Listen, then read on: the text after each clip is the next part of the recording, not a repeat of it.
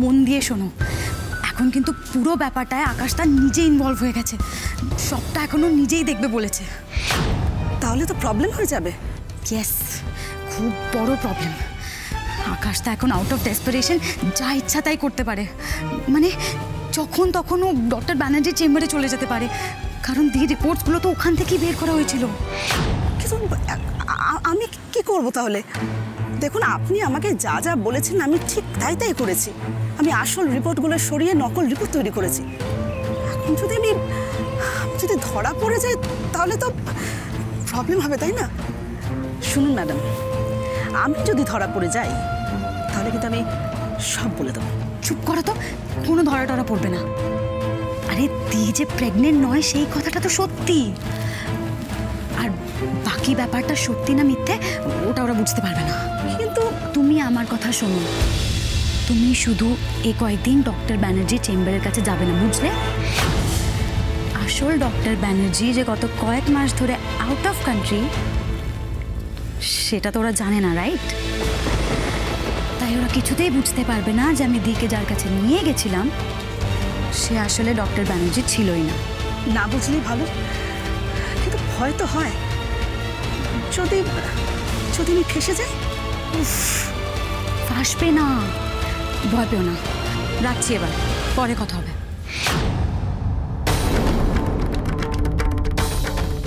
এই দিকটা তাও সামলানো গেল, কিন্তু ডক্টর দাস্তুর যদি ওনাদের বেফাস কিছু বলে দেয় তখন আমি কি করব? কারণ ডক্টর দাস্তুর তো এসবের কিছুই জানে না। উনি তো ওই ডক্টর ব্যানার্জির চেম্বারের ফেক রিপোর্টের বেসিসে দিকে দেখেছেন। এখন যদি আকাশটা আবার নতুন করে দিয়ে টেস্ট করায় তখন তো সব সত্যি সামনে এসে যাবে। Excuse me. হ্যাঁ নীল, বলো। আরে তুমি ওটাতে এই সময় কেন ফোন করেছো? আমি এখন ডিউটিতে আছি। আরে বাবা, দরকার আছে তাই ফোন করেছি। আমি কি করে জানবো যে তুমি ডিউটিতে ছিলে? এবার বুঝা গেছে তো? ফোনটা রাখো এবার। আরে বাবা, তুমি বড্ড অদ্ভুত তো। আমি ফোন করেছি, তুমি আমাকে মেজাজ দেখাচ্ছ। বেকার কেন ঝগড়া করছো আমার সাথে? এই শোনো, আমি কোনো মেজাজ দেখাচ্ছি না, আমার গলাটাই এরকম মেজাজ দেখানোর মতন, রাগ দেখানোর মতন হয়েছে। না, হয়নি। এই নীল শোনো, আমার এখন তোমার সাথে কথা বলে সময় নষ্ট করার কোনো ইচ্ছে নেই। আমি এখন কাজে আছি। আচ্ছা, আমার সাথে কথা বলা মানে সময় নষ্ট, তাই তো? না, মানে আমি সেভাবে বলতে চাইনি তোমায় কথাটা। তুমি না একটু কম কাজ করো, বেশি কাজ করে না তোমার মাথাটা পুরো খারাপ হয়ে যাবে, বুঝলে তো? ভালো হয়েছে, এসির ঘরে বসে চুল ঠিক করার চেয়ে কাজ করে মাথা খারাপ হওয়া অনেক ভালো। এই যাও তো, তোমাকে ফোন করাটা আমার ভুল হয়েছে, ফোনটা আমি রেখে দিচ্ছি। ওকে? এই নীল, সরি, আর বলবো না। আচ্ছা বলো, কি কারণে ফোন করেছো বলো। ওই আসলে বৌদির রিপোর্ট এসেছে। ও হ্যাঁ নীল, আমি ফোন করব করে আমার মাথা থেকেই বেরিয়ে গেছে, ফোন করা হয়নি। দিকে কংগ্রাটসও জানাতে পারিনি। আমি সব খবর পেয়েছি, বুঝলে? ঠাম্মু কাল সকালবেলায় আমাকে ফোন করে জানিয়েছে দি রিপোর্ট পজিটিভ। আমি খুব খুশি হয়েছি। যেমন খুশি হয়েছি তেমন একটু মন খারাপও আছে। আসলে দিকে ছেড়ে কখনো কোনোদিন একা থাকেনি তো, তাই দির কথা বারবার করে খুব মনে পড়ছিল। আরও বিশেষ করে এই সময়টাই, এই সময় দির পাশে থাকলে খুব ভালো হতো। কি জানো তো নীল, দি তো আমার শুধু দি না, দি আমার মায়ের মতো। এত বড় একটা খবর শোনার পর আমার মনে হচ্ছিল দিকে গিয়ে জড়িয়ে ধরি, কিন্তু কি করব বলো, সেটা তো এখন সম্ভব নয়। কিন্তু জানো, আমি এর জন্য মন খারাপ করছি না। আমি জানি দি খবরটা শোনার পর দি নিজে খুব খুশি হয়েছে, আর দি খুশি থাকলে আমি তাতেই খুশি গো। আর জানো নীল, আমি এখন আরো বেশি করে কাজ করতে চাই। কাজ করে নতুন অতিথির জন্য আমি প্রচুর গিফট কিনে নিয়ে যেতে চাই। তিস্তাকে দেখছি পুরো উল্টো কথা জানে। নীল, হ্যালো, কি হলো? কিছু বলছো না কেন? চুপ করে আছো কেন তুমি? হ্যাঁ, বলবো কি করে, তুমি তো সবকিছু বলে যাচ্ছ। সে তো বলবোই, আমার কত খুশি হওয়ার কথা বলো তো। তিস্তাকে এখন সত্যিটা বলা মানে অত দূর থেকে নতুন কাজ ছেড়ে চলে আসবে, এত বড় কেরিয়ারে অপরচুনিটি ছেড়ে চলে আসবে, এতে ওর ক্ষতি হবে। না না, ওকে আমি কিছুতেই সত্যিটা এখন বলবো না। নীল, লাইনে আছো? নীল, লাইনে আছো? আবার তুমি চুপ করে কেন গেলে বলো তো? হ্যাঁ, না না না না, বলো, আমি শুনছি।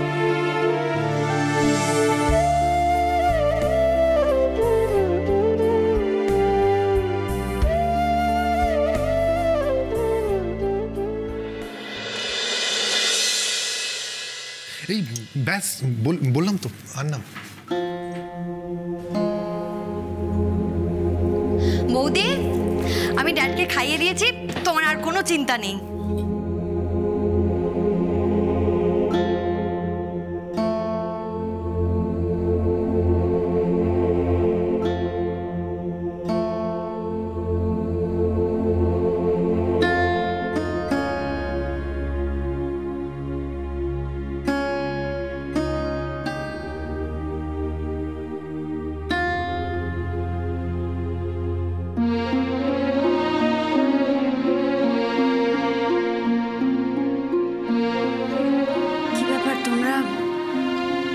কেউ খাচ্ছই না, ঠিকঠাক হয়নি না রান্নাটা?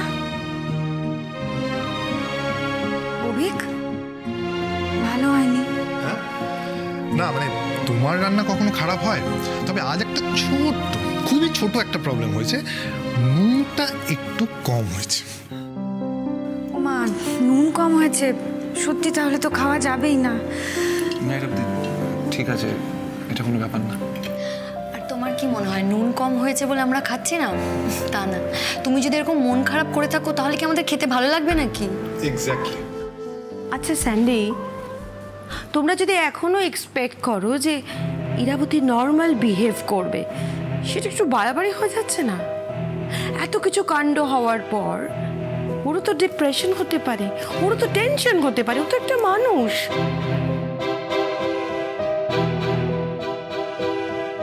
তাছাড়া একটা মেয়ের মা না হতে পারার যে কষ্ট, সেটা তোমরা বুঝবে না বেটা, কি ইরাবতী, তাই না? মানে আমি ঠিক এই কথাটা বলতেই সবাইকে ডাইনিংয়ে রেখেছি। মানে আমি চাই না আজকের পর থেকে ইরাবতীকে কেউ আর এই ব্যাপারে কথা বলুক।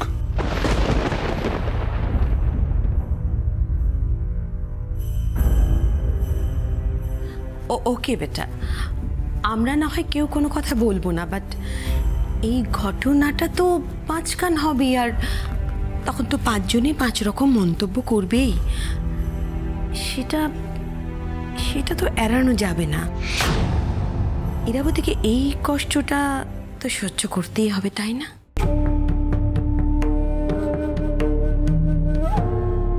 মানি আমরা এখানে সবাই ইরাবতীর আপনজন। আশা করি আমাদের মধ্যে থেকে এই কথাটা বাইরে যাবে না, আর কেউ জানতেও পারবে না। মিস্টার চ্যাটার্জি, এই ব্যাপারটা লুকোতে কেন চাইছেন? যা সত্যি তা তো সত্যি। এটা নিয়ে উনি কি লজ্জা পাচ্ছেন? উনি কি ভয় পাচ্ছেন সমাজকে? কে কি বলবে সেই কথা ভাবছেন? মানে আমি নিজে ইরাবতীকে নিয়ে ডক্টরের কাছে যাব, নিজেকে পুরোটা বুঝবো, কথা বলবো ডক্টরের সাথে। আর উনি যদি কোনো অল্টারনেটিভ ওয়েজ না বলতে পারে, তাহলে আমি তো বলেছি আমি ইরাবতীকে নিয়ে বিদেশে যাব।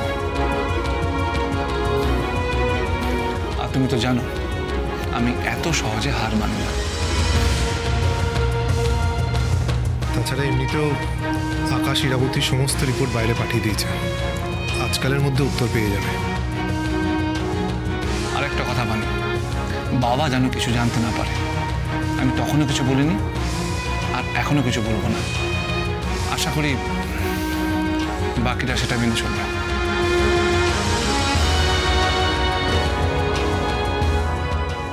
আবার একটা মিথ্যে।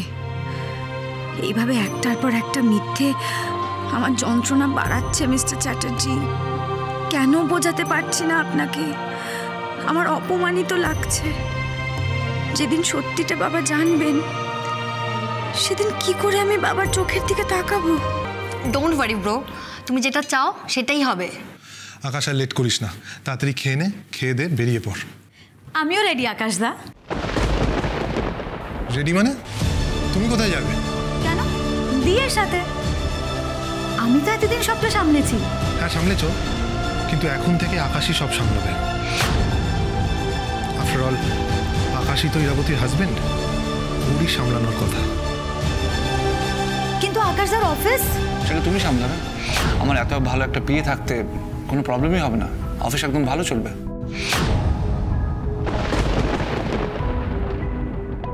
কি হলো ইরাবতী, এখন মন খারাপ করে আছেন?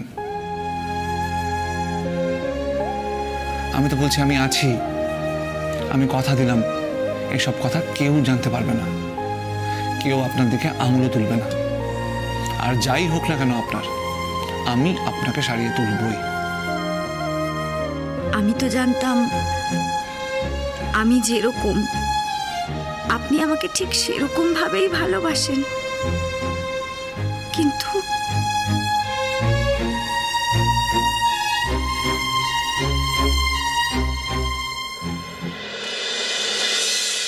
আমি বলেছি আপনি বেবি ক্যারি করতে পারবেন না, কিন্তু আমি তো এটা বলিনি যে আপনি মা হতে পারবেন না। একটা উপায়, আপনি আর ইরাবতী সুস্থভাবে একটা বাচ্চা নিতে পারেন। কি উপায়?